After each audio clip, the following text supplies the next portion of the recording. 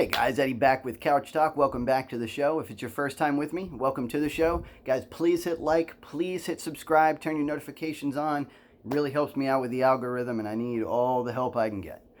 Guys, I want to talk today about the phenomenon known as the school to prison pipeline, right? It's been in the news a lot lately. It's been hitting online forum debates a lot lately.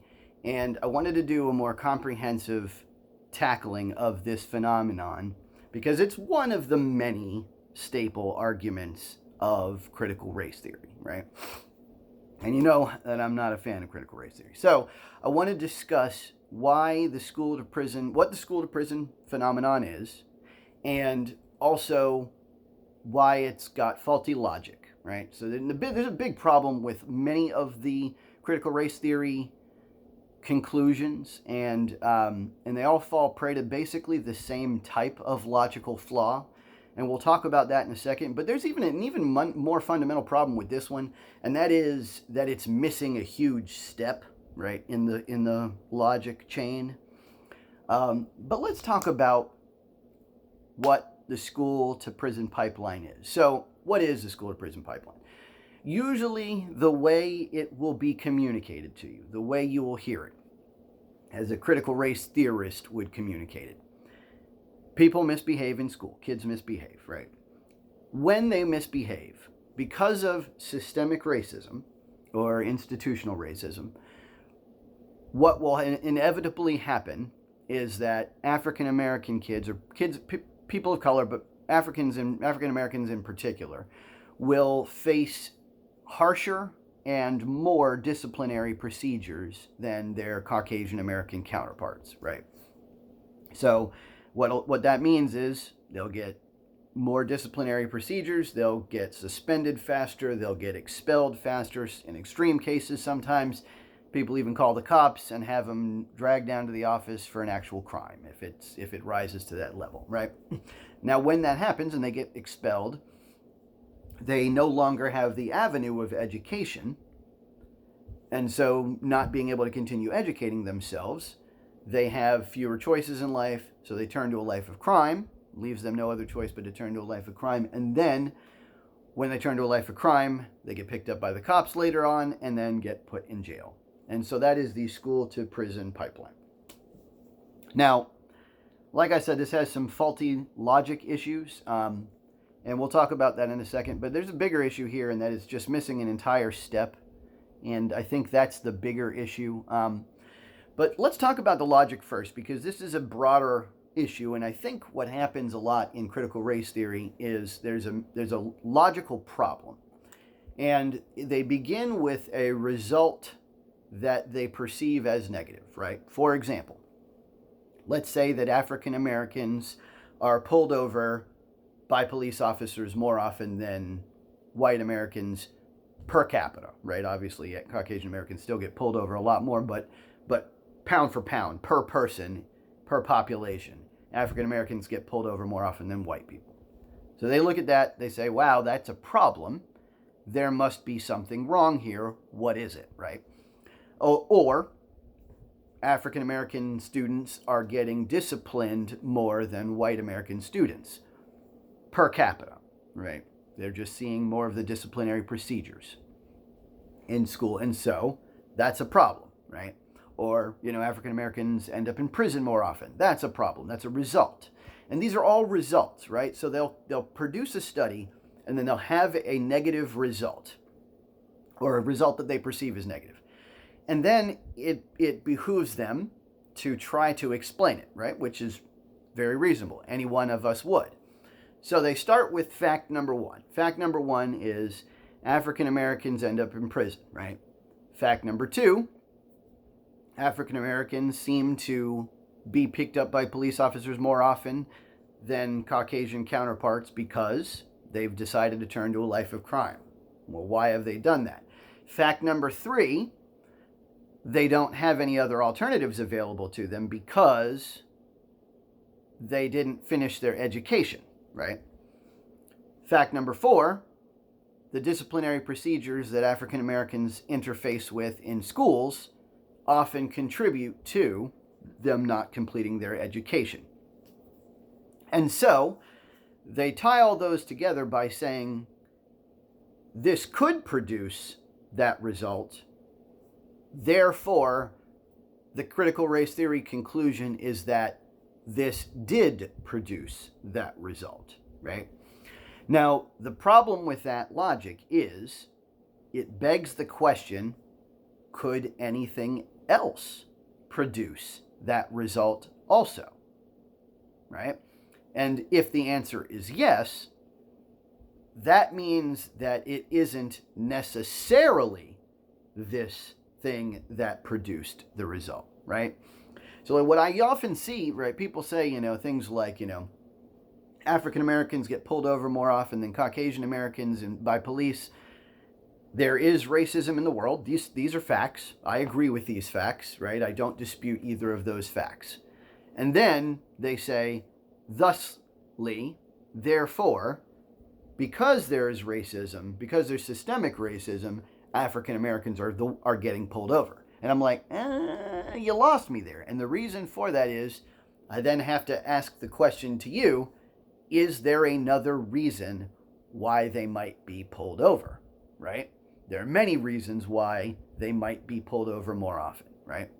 The biggest one, and the one that is most likely, is there's a socioeconomic difference, right? It's not that African Americans are getting pulled over more often. It's that poor people are getting pulled over more often. And there's a larger percentage of African Americans that are poor, right? Same thing goes here in school, right? The problem with this logic is there's lots of different options, right? So let's say I said, red birds are faster than blue birds, right? I start with that fact. And then I say, red birds have bigger wings than blue birds. Therefore, birds with bigger wings will be faster than birds with smaller wings, right? The problem is that doesn't necessarily compute. That doesn't necessarily become the conclusion that is accurate, because there are lots of things that could produce greater airspeed for a bird. Maybe they flap faster. Maybe they're genetically bred to find less wind resistance in their flight path. Maybe they're in a different part of the nation where there are less turbulent winds. There's a million different things that could contribute to a faster flying bird. But we notice two correlations, and then we assume we have the conclusion. That is faulty logic. The same problem exists in the school to prison pipeline. Now, there's a bigger problem, and I'm going to mention it now, and this is the main focus of this video. The bigger problem, the more fundamental problem with the school to prison pipeline is it skips a step, right? It starts you at the school. But the problem is, and I've witnessed this firsthand, and stats also bear this out, the biggest problem is that the reason that African American students, on average, end up with more disciplinary problems is because they are more likely to come from impoverished homes. They're more likely to come from single mother households. And when you come from a single parent household, you don't have the advantage of the two parents reinforcing the family value system, right? Also, there's a cultural value in play, and Thomas Sowell talks about this. It's one of the things that he discusses in the book, Black Rednecks and White Liberals. I'll do a more thorough review of Black Rednecks, White Liberals by Thomas Sowell, because it's just a work of art. But for now, the important thing that you understand is that there's some cultural value differences too, right? The reason that African American students and the reason that single parent households are so vitally important, right? The reason they end up in trouble more often in school is because the step that's being skipped is kids these days at large in general, and this is not just African Americans, this is everybody, but African Americans in particular are having trouble with single parent households, and when you get into that situation, they're not able to communicate the following values that lead one to succeed in school. The value that they prioritize education, the value that violence isn't a good answer, the value that, respect and compliance with authority is important. These are very important values, and this kind of stimulus response training is missing at large in today's kids, but even more so in the African American community and in the lower income community. All right. And it's not necessarily that it's either one of those, but because there's such a large correlation between the two, they often find overlap, right? And so if you start with a two-parent household, then the next step is those parents communicate that stimulus response training. They teach the kid from a young age, if you do something wrong, something bad will happen to you, right? And so kids learn, okay, I can't do stuff wrong because something bad will happen to me. The parents teach education is important. So then the kid goes to school trying to learn.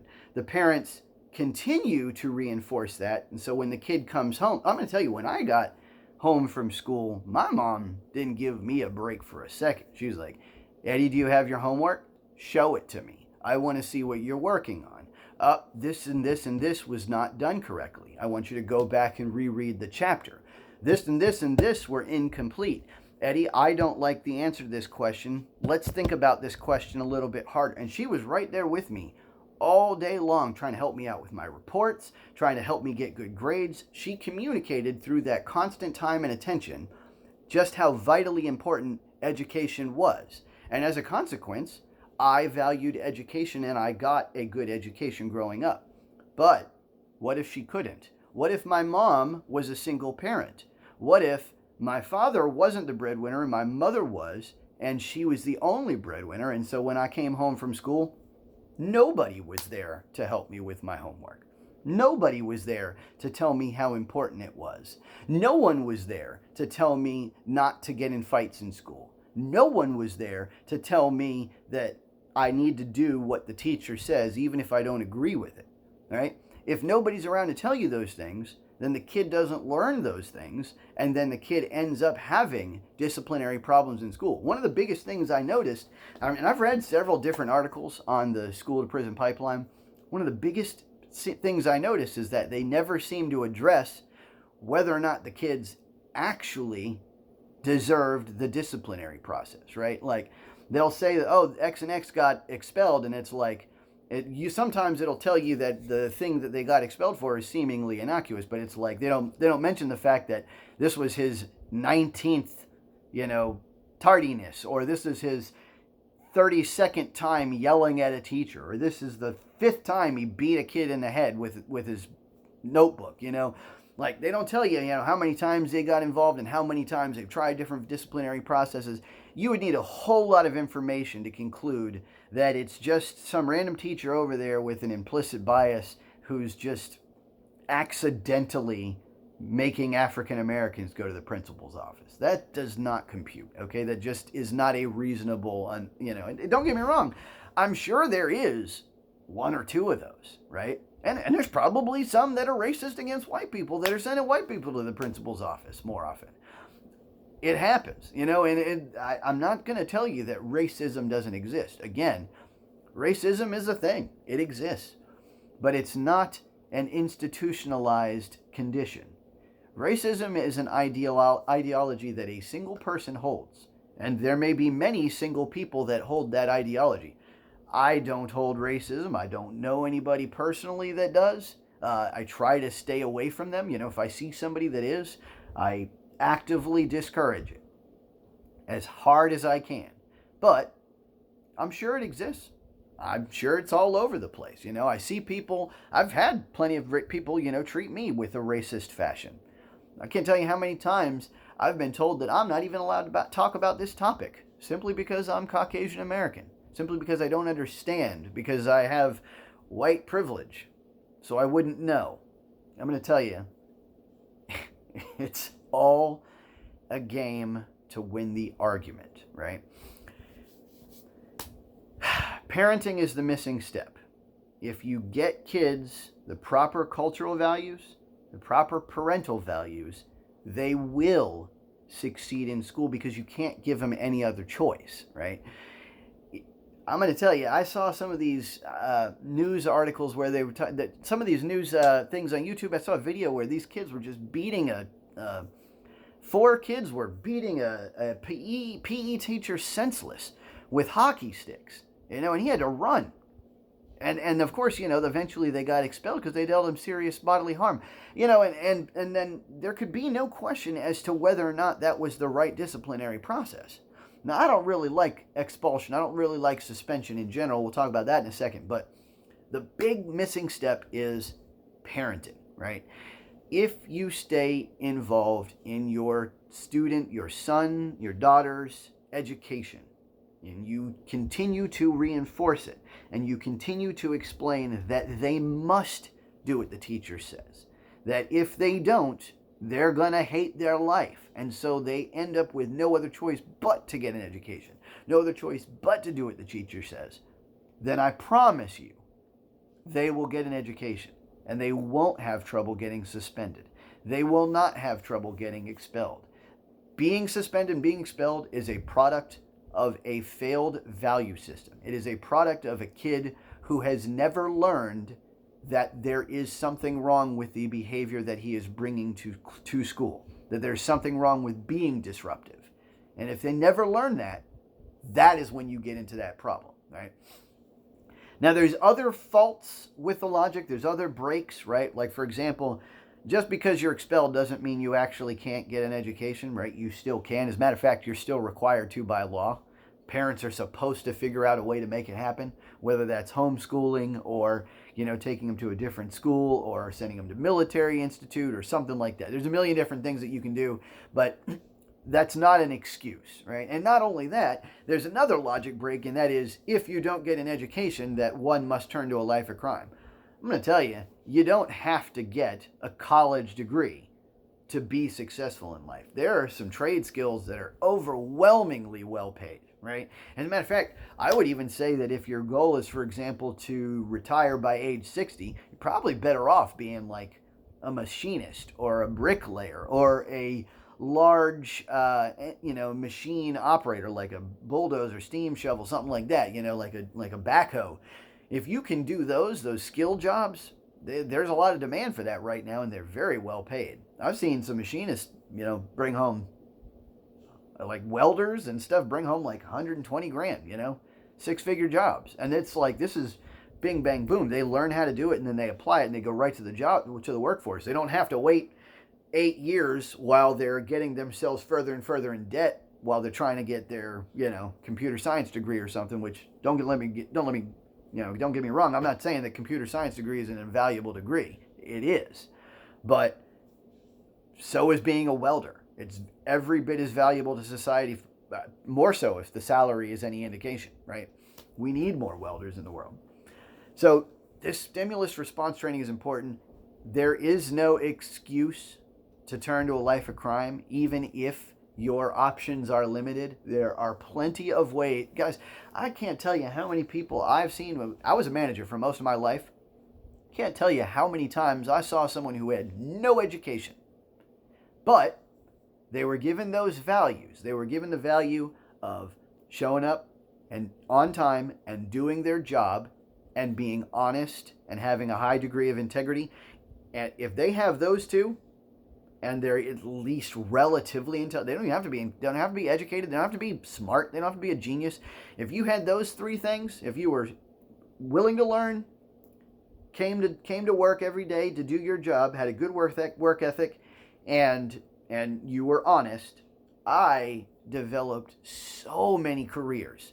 I took so many kids that were like just cashiers and made them store managers with salaried jobs. I cannot tell you how many times I did that in my career just because I'd spot high caliber talent, and then I would promote their career and develop them. And then they ended up with great careers, and they ended up being very thankful and very grateful to me. We remained friends for the rest of our lives. It was a great networking situation with them.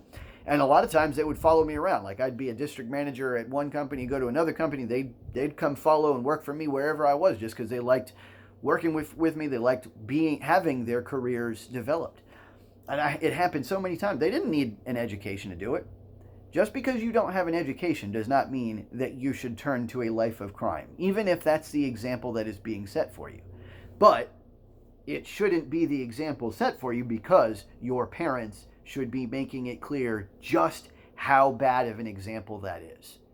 And if that happens, you will not have the school to prison pipeline. If parents do their job from square one, I doubt that there would even be a disparity between African Americans and white Americans. Just as a side note, this school to prison pipeline, the whole premise that because African Americans are disciplined more than whites, that's why they end up in prison.